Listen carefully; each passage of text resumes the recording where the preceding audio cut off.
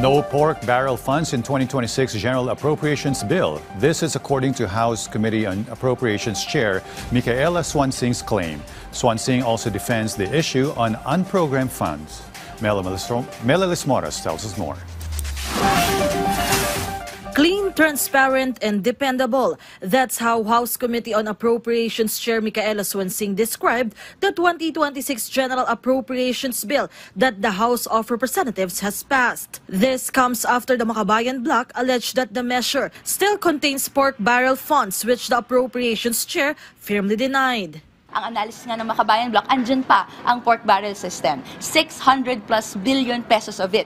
Patuloy-tuloy pa rin ang patronage politics. Tuloy-tuloy ang panawagan ng mga iba't ibang grupo na hindi ito ang deserve nating lahat. Sinisigurado po natin na wala pong pork barrel funds sa budget para sa taong 2026. The House never engages in post-enactment interventions. Ibig sabihin po, kapag naaprubahan na po ang budget po para sa mga programa na ito ay napupunta sa mga kanya-kanyang mga ahensya. According to Swansing, it is also important to maintain the unprogrammed appropriations as these funds can provide significant help, especially during times of calamities, disasters, and other emergencies.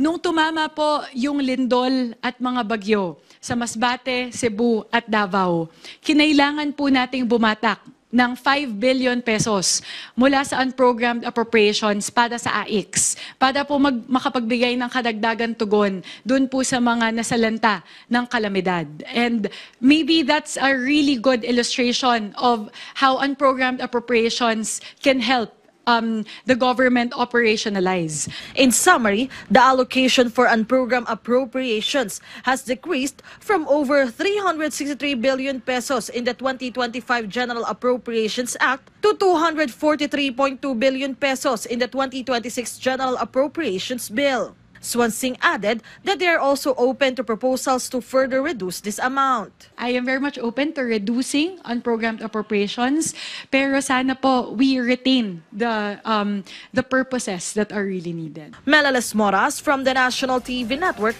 for a New and Better Philippines.